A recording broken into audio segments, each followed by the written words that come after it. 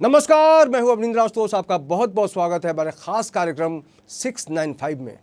आप सोच रहे होंगे ये 695 क्या है। आजकल सबसे बड़े चर्चे में ये बहुत ही हॉट सब्जेक्ट है 695, यानी इसमें 500 साल की कहानी है। इतिहास को इसमें खंगाला गया है और उसको एक मूर्त रूप देने का काम किया है। हमारे साथ बैठे हैं दो ऐसे फनकार जो एक फिल्म के डायरेक्टर हैं, जिन्होंने पटकथा भी लिखी है, स्टोरी भी लिखी है। उनका नाम है योगेश भारद्वाज। योगेश जी, आपका बहुत बहुत स्वागत है।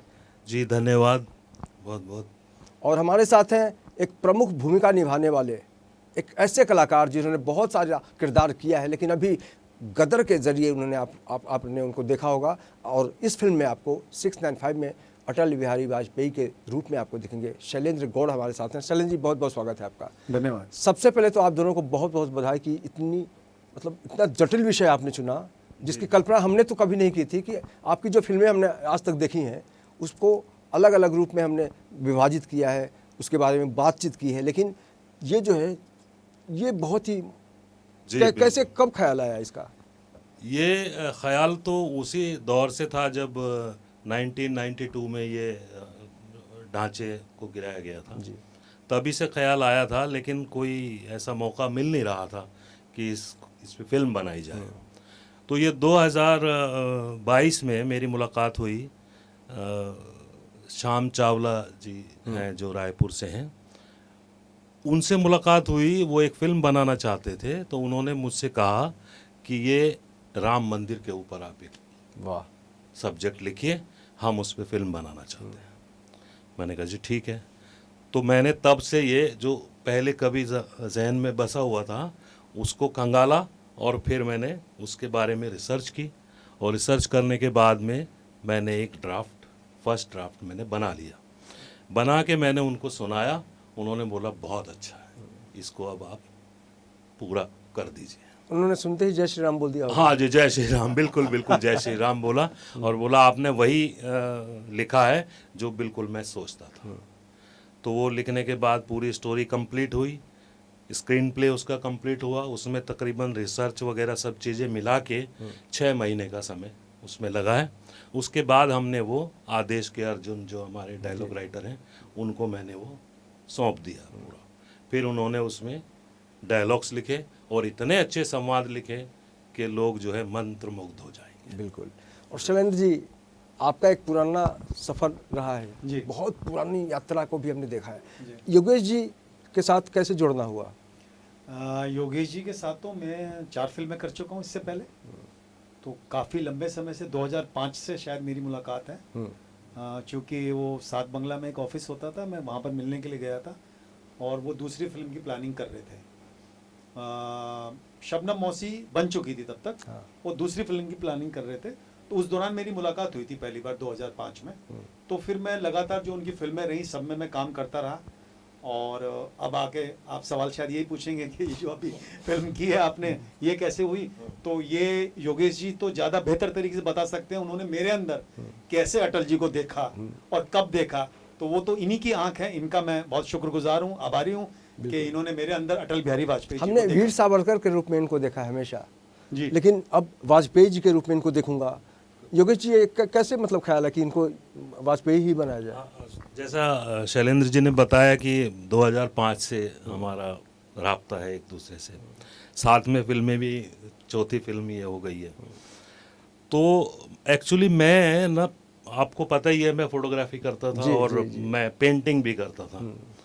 तो एक कैरेक्टर में ना एक इमेजिनेशन लेके आता हूँ कि ये अगर इस कैरेक्टर को थोड़ा सा ऐसा किया जाए, इस व्यक्ति को, इस आर्टिस्ट को, तो ये वैसा दिख सकता है।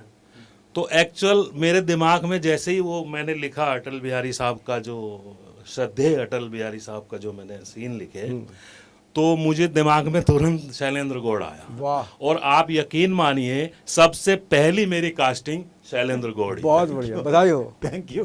तब तक मैंने किसी को भी कास्ट नहीं किया था। वो आते ही दिमाग में मैंने कहा यार अब देर नहीं करनी चाहिए, अभी बाकी होता रहेगा, पहले शैलेंद्र भाई को कास्ट किया। बिल्कुल, ये तो बहुत अच्छी बात है कि 19 तारीख को, 19 जनवरी को पूरे देश में इस फिल्म को हम देख सकेंगे थिएटर में। लेकिन एक संयोग भी है कि अयोध्या में राम मंदिर, जी बिल्कुल, इसको संयोग मानते हैं या फिर क्या कहेंगे आप इस बारे में? इसमें एक्चुअली दोनों चीज़ें हैं, संयोग भी है और हमारा जो प्रोग्राम बना वो भी शायद ये देख के ही बना है जी। हाँ जी, क्योंकि इतना शुभ जो कार्य हो रहा है, जो 500 साल के बाद में मंदिर में भगवान श्री राम आ रहे हैं, तो ऐसी उसमें शुभ घड़ी में शुभ घड़ी में ये फिल्म आए तो इससे अच्छी कोई बात हो ही नहीं सकती। सर, आपसे ये सवाल, जी। ये जो राम मंदिर का पूरा माहौल है, राममय देश है अभी, उसमें अपनी फिल्म कितना मतलब गर्व होता है अपने ऊपर?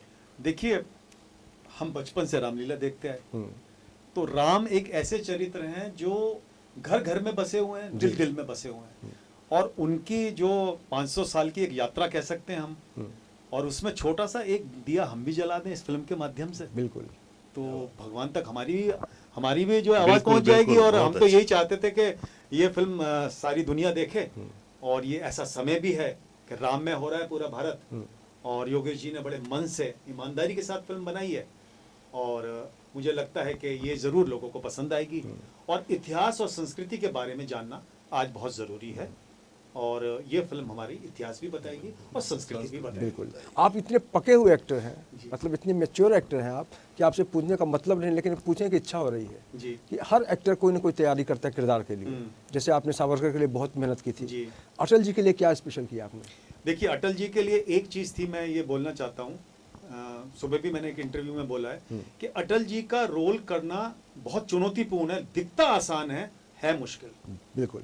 क्योंकि उसका एक रीज़न ये है कि उनके जेस्चर पोस्चर्स जो है एक जैसे नहीं रहते हमेशा। संवाद की अदायगी भी अलग अलग तरीके से है, जेस्चर पोस्चर भी अलग तरीके से है। तो फायदा मुझे ये हुआ कि मैं अटल जी से मिल भी चुका था जी। और अटल जी को मैंने आपने फॉलो भी बहुत किया। फिल्म भी देखी थी? फिल्म भी देखी थी अटल जी ने हमारी, सावरकर।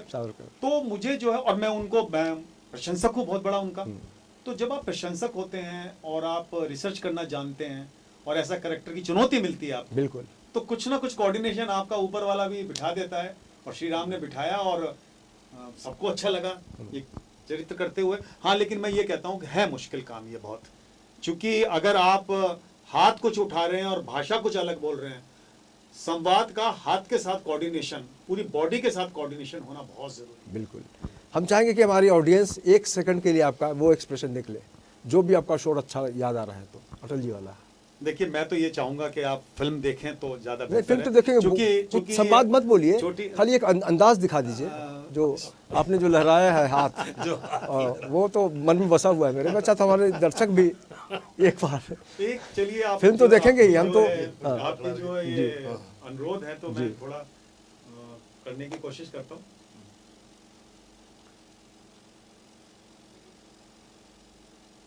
अंधेरा छटेगा, कमल खिलेगा, सूरज निकलेगा।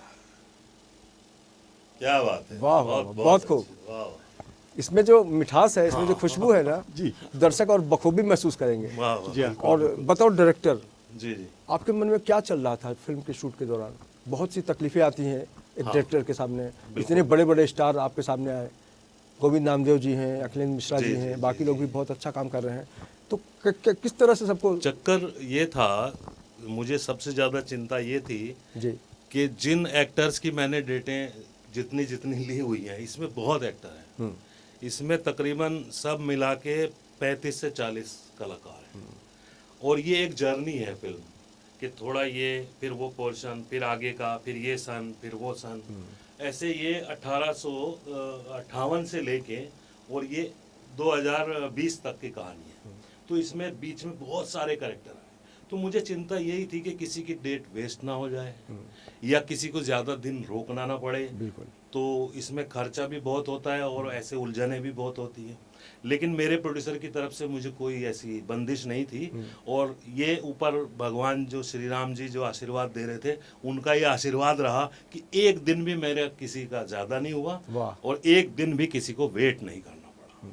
सब एक्टरों का बाकायदा जैसा शेड्यूल था उस हिसाब से मैं काम करता रहा। जब फिल्म कंप्लीट हो गई शूटिंग वहाँ आउटडोर अयोध्या में, तो तब मुझे सांस आई कि हाँ, अब मेरा काम हो गया। बिल्कुल। राम नाम की जो महिमा है हाँ जी उसको आपने बिल्कुल वो फलित होते देख लिया। बिल्कुल फलित फलित होते होते देखा। आप कोई घटना याद करेंगे इस फिल्म से जुड़ी हुई कोई? फिल्म से जुड़ी हुई घटना तो मैं ये कह सकता हूँ कि एक चीज़ मुझे याद आ रही है कि जब योगेश जी ने कहा मुझे कि आप अटल बिहारी वाजपेयी का रोल के लिए हमने आपको सोचा है, तो उन्होंने एक मेरा जो है लुक टेस्ट रखा था अपने ऑफिस के अंदर। तो मैं ये कह सकता हूँ कि वो लुक टेस्ट से मुझे इतना फ़ायदा हुआ कि जब मैं शूटिंग पे पहुंचा तो मैं बहुत रिलैक्स था, वाह। क्योंकि मैंने वो काफ़ी अभ्यास कर लिया था। हम्म। और फिर लोगों के या डायरेक्टर के या कैमरामैन के एक्सप्रेशन से आप समझ जाते हैं कि आपने कितना सही किया कितना नहीं किया। आपको पूछने की जरूरत भी नहीं पड़ती है किसी से। बिल्कुल। तो योगेश जी का मैंने एक्सप्रेशन देखा तो मुझे लगा कि मैं काफ़ी हद तक, देखिए एक्यूरेसी तो किसी के अंदर नहीं आ सकती क्योंकि अटल जी की आत्मा को प्रविष्ट करना अपने अंदर बहुत बड़ी बात है, लेकिन कोशिश करता है आदमी वहां तक पहुंचाने की।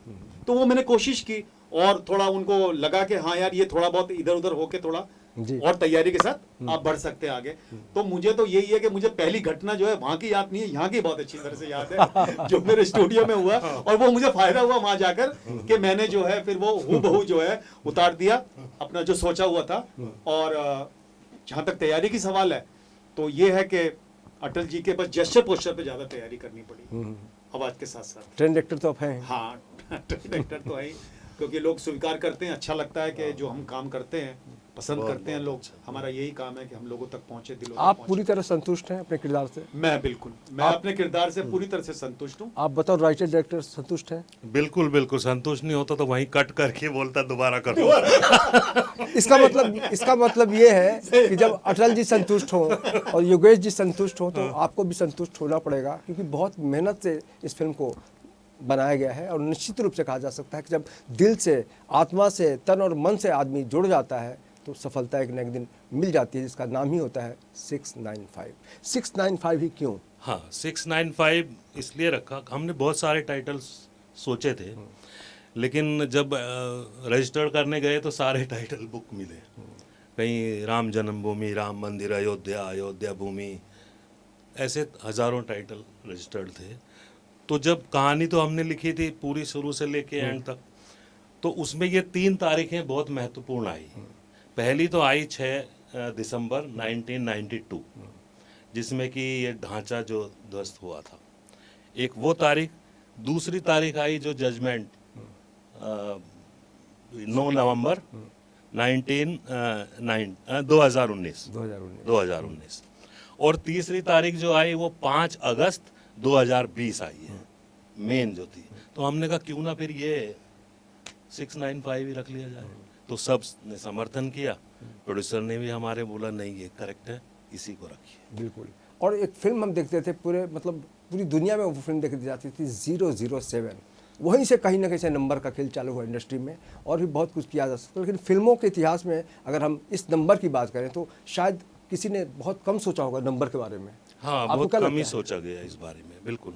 बतौर एक्टर आप क्या कहेंगे इस बारे में कि इस तरह का जो नंबर है? नहीं देखिए, नंबर तो बहुत सही है, बस एक्सप्लेनेशन करना पड़ता है। और एक्सप्लेनेशन जब हम कर लेते हैं तो उसके बाद सब कुछ समझ में आ जाता है लोगों को, ये हमने टाइटल क्यों दिया होगा। बिल्कुल। हाँ एक बार को लगता है कि ये एक बार, क्या है, हाँ, क्या और है? ये क्या है होना भी बहुत जरूरी है। होना भी बहुत जरूरी है कि राम लोगों का के- संबंध 695 से क्या है। क्या है, तो ये लोगों तो के ये अंदर एक क्यूरियोसिटी होती उत्सुकता है। रहती है हाँ। कि भाई इसका पता लगाओ ये है क्या। उत्सुकता बहुत जरूरी है ना। तो जब पता लग जाता तो वो भी समझ जाते हैं कि नहीं अब हम अच्छा, आप मुतमईन हैं। दोनों बहुत प्रबुद्ध हैं, आप दोनों बहुत रचनात्मक हैं।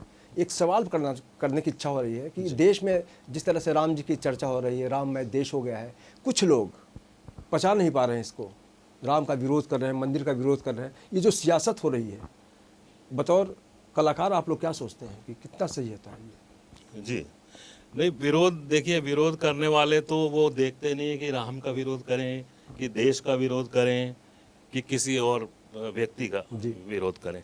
उनको मतलब है विरोध करने से, और उनके विरोध करने से वो ये समझते हैं कि कुछ लोगों को वो खुश कर लेंगे, जबकि कोई खुश नहीं होता। भगवान से विरुद्ध होकर कोई खुश हो सकता है? सवाल कोई ही नहीं हो नहीं। सकता। भगवान तो प्रभु हैं, हाँ। वो सबके हैं। तो उनका विरोध बेकार है, उनको करना भी नहीं चाहिए, और कर रहे हैं तो गलत कर रहे हैं। मैं इस बारे में एक चीज कहना जी चाहता जी हूँ जी। कि कोई भी धर्म विश्व के अंदर, चाहे वो क्रिश्चियनिटी हो, चाहे वो इस्लाम हो, चाहे यहूदी हो, क्या किसी के भी आराध्य 500 साल तक टेंट में रहे हैं? क्या ये अन्याय नहीं था? ये दूसरे धर्म वालों को भी सोचने का विषय है कि हमने किसी के साथ क्या किया। जन्म स्थान तो एक व्यक्ति का एक ही हो सकता है, उस पे इतना विवाद। आखिरकार भगवान राम का कोई तो जन्म स्थान रहा होगा। जी। जब सब लोगों ने प्रूव कर दिया कि अयोध्या ही जन्म स्थान है, तो क्यों ना हम एक ऐसा जो है आंदोलन चलाएं या ऐसा जो है एक आयोजन करें कि उनको उनका स्थान दिलाया जाए। तो हमने स्थान ही तो दिलाया है, बिल्कुल। इसमें विरोध का तो कोई सवाल ही नहीं उठता है। बिल्कुल। और फिर सुप्रीम कोर्ट ने सारी दलीलें सुनी है ना, दलीलें सुनने के बाद जो है अपना डिसीजन दिया है। और हम तो बहुत खुश हैं कि भगवान को इतने दिनों के बाद उनका घर मिल रहा है। तो ये दूसरे धर्म वालों के लिए भी खुशी की बात होनी चाहिए। बिल्कुल। ये 14 साल के वनवास से ज्यादा ये 500 ज्यादा साल का था। वनवास तो ये था। तो बहुत बड़ी चीज राम थी जी ना, के लिए। एक टेंट से हम लोग उनको लेके जा रहे हैं उसके अंदर मंदिर हमें के तो अंदर। बचपन से सिखाया गया है कि मजहब नहीं सिखाता आपस में बैर करना, बैर करना। लेकिन आज बैर कर रहे हैं कुछ लोग। करना नहीं कुछ चाहिए। देखिए सब इंसान है, सब बराबर हैं, सबको अपने अपने धर्म मानने का हक है। यहाँ पे किसी को कोई बंदिश नहीं है, कोई पाबंदी नहीं है। तो मिलजुल के रहना चाहिए, प्यार से रहना चाहिए, क्योंकि जीवन तो प्यार का ही नाम है।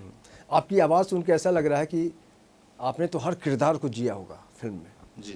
डबिंग में भी कभी कभी डायरेक्टर लोग अपना कमाल दिखा देते हैं, आपके साथ कुछ ऐसा हुआ? हाँ, डबिंग इसमें तो नहीं हुआ, लेकिन शबनम मौसी में मैंने जी। किया था डबिंग। और कई बार क्या होता है, कुछ आर्टिस्ट हैं तो वो बोलते हैं कि भाई जो क्यू देना होता है ना, हाँ। तो आप दीजिए। आप क्यों देते हैं तो मुझे लगता है सामने एक एक्टर क्यों दे रहा है, तो वो एक फील उनको आता है और मुझे भी अच्छा लगता है बोलना। बिल्कुल बिल्कुल। ये फिल्म थिएटर में जाके क्यों देखें, एक सवाल अक्सर लोग पूछते हैं। आप बतौर डायरेक्टर क्या कहना जी, चाहेंगे जी। उस सवाल का जवाब में? जो हाँ, मैं ये कहना चाहता हूँ कि आजकल की जो अभी नई जनरेशन है, जी। उसको इस पुराना क्या हुआ उस बारे में कुछ पता नहीं है। वो सुनते जरूर हैं कि राम मंदिर को 500 साल लग गए, सब उनके बुजुर्ग, उनके चाचा ताऊ, उनके बड़े लोग बोलते हैं दादा कि 500 साल लग गए, 500 साल।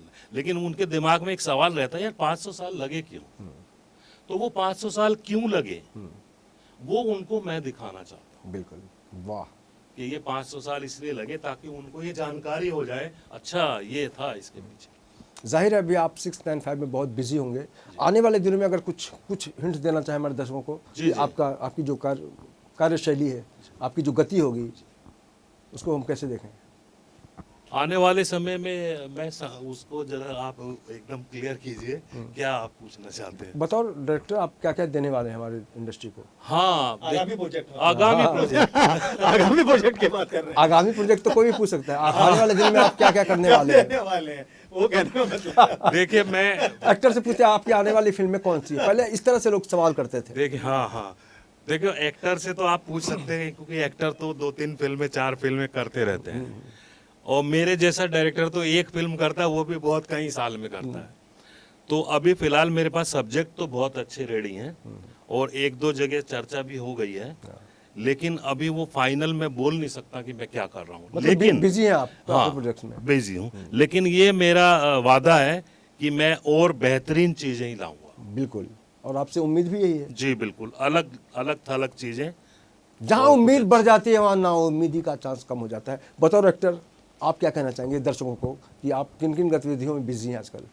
देखिए, आपने सवाल किया था मुझसे और वो मुझे अब याद आया है कि आपने कहा था कि आपका क्या एक्सपीरियंस था हाँ। शूटिंग का। बिल्कुल वहाँ। बिल्कुल। मैं एक चीज़ बहुत छोटी सी शेयर करना चाहता हूँ। योगेश जी को मैं शेयर कर चुका हूँ और आप लोगों से भी शेयर करना चाहता हूँ। जिस दिन मेरा पहला शॉट था, मैं शूटिंग कर रहा था, तो गर्म तो बहुत था वहाँ पर। अप्रैल में हमने शूटिंग किया है अयोध्या में, और ऑडियंस बैठी थी सामने, क्योंकि स्पीच थी तो मुझे जो है ऑडियंस को एड्रेस करना था। तो ना तो ये बात योगेश जी को पता थी और ना ही शायद मुझे पता थी, क्योंकि अगर ऐसा होता तो योगेश जी शायद शूटिंग ना रखते उस दिन। हो रहा क्या था कि उस दिन सड़क का निर्माण हो रहा था। अच्छा। और वहां पर एक खुदाई का वो साउंड जो है बहुत ही तीव्र चल रही थी। तो एक एक्टर के लिए कंसंट्रेशन करना इस चीज के लिए और स्पीच देना लोगों के लिए तो बहुत डिफिकल्ट होता है। लेकिन मुझे उन्होंने एक बात कभी बताई थी कि जेपी दत्ता साहब से मैंने एक बात सीखी है कि जब आपके पास, जब आप एक्टिंग कर रहे हो ना, एटमॉस्फेयर में कुछ भी हो रहा हो, आपको ध्यान देना ही नहीं है उस तरफ, और आप ऐसा कंसंट्रेशन करें कि वो आवाज ही ना आए, वो साउंड ही ना आए आपकी। तो मैंने उस साउंड के अंदर वो जो पहली स्पीच है वो मैंने दी, तो वो श्री राम की कृपा थी, या फिर आपने जो मुझे सुझाया था कि अपना जो कंसंट्रेशन आप रखिए, तो वो मैंने रखा। और जहाँ तक दर्शकों का सवाल है, मैं दर्शकों से यही कहना चाहूँगा कि 2020 का ज़माना है, तो इस 2020 के ज़माने में आप बहुत सारी चीज़ें अगर 2.5 घंटे में 3 घंटे में आपको मिल रही है, तो आप इतिहास भी देखिए, संस्कृति भी देखिए, और अपने भगवान राम से प्यार भी करेंगे आप। बिल्कुल। जिन लोगों को भगवान राम के बारे में अभी तक उतना नहीं पता है जितना कि हम इस फिल्म के माध्यम से बतवाना चाहते हैं उनको। सुनना हुआ मामला या जाना हुआ मामला तो ठीक है, लेकिन देखने वाली जो बात होती है वो 695 के ज़रिए हम सबको जोड़ना चाहिए, क्योंकि इस फिल्म के ज़रिए मकसद जो है इनका यही है कि लोग इतिहास को समझें, जो कालखंड गुजरे हैं उसको भी समझने की ज़रूरत है। और बहुत चंद लोग ऐसे हैं जो राम को भी नहीं मानते हैं, किसी को भी नहीं मानते हैं, लेकिन हम यहाँ आपको कहना चाहते हैं कि इस फिल्म को आप देखेंगे तभी इसका मकसद पूरा हो पाएगा। विरोध अपनी जगह है, संकल्प अपनी जगह है, लेकिन एक दर्शक के तौर पर भी हमारी जिम्मेदारी बनती है, एक पत्रकार होने के नाते भी हम सोचते हैं कि किन चीज़ों को उभारा जाए। और आजकल मीडिया के प्रति जो भी नज़रिया बदला है वो तो बहुत ही दुर्भाग्यपूर्ण है। और इस तरह की जब फिल्में बनती हैं तो हमारा कर्तव्य होता है कि हम आप तक इस बात को बखूबी पहुंचाएं कि इस फिल्म को देखना क्यों जरूरी है। आशुतोष भाई, एक बात मैं कहना चाहता हूं इसमें, आप शायद एक बात इसमें एक लाइन मिस कर रहे हैं कि कुछ लोग तो हमारे देश में ऐसे भी हैं जो उनका अस्तित्व को ही नहीं मानते। बिल्कुल, अस्तित्व को ही नकारते हैं। अगर वो अस्तित्व को नकारते हैं तो राम सेतु किसने बनाया था? आज भी उसके अंश उपलब्ध है हमारे पास, है ना, उसके चिन्ह हैं। बिल्कुल, बिल्कुल, तो फिर अगर राम ही नहीं थे, राम का अस्तित्व ही नहीं था, मैं नाम नहीं लेना चाहूंगा, सारी दुनिया को पता है कौन लोग हैं वो लोग, लेकिन अगर उनका भी कुछ प्यार हमें मिल पाए और देख पाए कि इतना महान व्यक्तित्व कि जिसने पूरे विश्व को कुछ ना कुछ संदेश दिया है, त्याग का संदेश दिया है, बलिदान का संदेश दिया है, भाईचारे का संदेश दिया है। वक्त बदलता है तो कई बार वैसे ही लोग कहते हैं कि कुछ हादसों के कारण बदनाम हो गए हम, सब कुछ वही रहा पर नीलाम हो गए हैं। तो जिसने राम के अस्तित्व के साथ खिलवाड़ किया है, जिसने सोच को मानने से इनकार कर दिया है कि राम हमारी सोच में है, जबकि कहा जाता है कि कण कण में राम है, तो निश्चित रूप से आने वाले दिनों में जनता की तरफ से एक भरपूर तमाचा उनको ज़रूर मिलेगा। और इस फिल्म को लेकर उन लोगों को क्या कहना चाहते हैं जो बाकी फिल्में तो देखते हैं, लेकिन इस तरह की फिल्मों से जिसमें लोग मनोरंजन ही ढूंढते हैं, इसमें संदेश भी है, मनोरंजन भी है, उनको क्या कहेंगे कि इस फिल्म को लेके वो कितने जागरूक हो जाए? देखिए, देखते रहिए आप उस तरह की फिल्में, लेकिन जब इस तरह की फिल्म आती है तो इसको भी देखिए। ये बार बार नहीं आती ऐसी फिल्में, ये आप ज़रूर देखिए। बिल्कुल। और चलते चलते क्या कहना चाहेंगे आप अपने दर्शकों को? चलते चलते तो मैं यही कहना चाहूँगा कि अटल जी ने वीर सावरकर की बहुत तारीफ की थी जब मैंने किया था, और अभी गवर्नर हाउस में जब शो हुआ तो हमारे गवर्नर महामहिम रमेश बैस जी ने भी मेरे एक्टिंग की बहुत तारीफ की है कि आपने अटल बिहारी वाजपेयी को जिंदा किया। तो मैं चाहता हूं कि आप लोग भी देखें, दर्शक भी देखें। बिल्कुल। आने वाले दिनों में बहुत जल्द, चंद घंटे बाकी रह गए हैं पिक्चर रिलीज होने में, क्या चल रहा है मन में? हलचल चल रही है। प्रभु आशीर्वाद दें। थोड़ा सा तो डर रहता ही है, क्योंकि आपने जो बताया कि आजकल के लोग जो है अलग तरह की फिल्में देखते हैं, तो मैं यही सोचता हूँ कि किस तरह वो आएँ और वो देखें और समझें चीज़ों को। बिल्कुल। बस ये हलचल है थोड़ी सी, ये 1-2 दिन में ठीक हो जाएगी। और मुझे पूरी उम्मीद है कि जो भी ये फिल्म देखेगा वो बहुत तारीफ करने वाला है। बिल्कुल। बहुत बहुत बधाई आपको योगेश जी, शैलेंद्र जी, आपको भी बहुत बहुत बधाई। इस देश में समस्याओं की अगर हम बात करते हैं तो उसका कोई अंत नहीं होता है, लेकिन एक कहावत आपने सुनी होगी कि करत करत अभ्यास जड़मती होत सुजान, रसरी आवत जाता है शील पर पड़त निशान।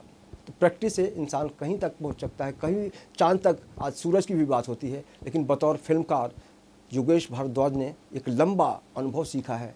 एक गुरु इनको मिले हैं जिनको हम जेपी दत्ता के नाम से जानते हैं, और एक लंबा समय इन्होंने व्यतीत किया है, जिसका एक छोटी सी इनकी एक वानगी आपने शैलेंद्र से सुनी। तो आने वाले दिनों में ये फिल्म को लेकर बहुत कुछ होने वाला है, और सबसे ज़रूरी है कि हम और आप इस फिल्म को देखें और गंभीरता से देखें, ताकि जो भी विरोधी हैं उनके मुंह पर तमाचा लग सके कि राम थे, हैं और हमेशा रहेंगे। इस सबको जानने के लिए, देखने के लिए आपको, हम सबको देखना होगा 695। तो इस खास पेशकश में इतना ही। बाकी की खबरों के लिए आप देख रहे हैं इन 24 न्यूज़, और मुझे दीजिए पूरी टीम के साथ इजाज़त। नमस्कार।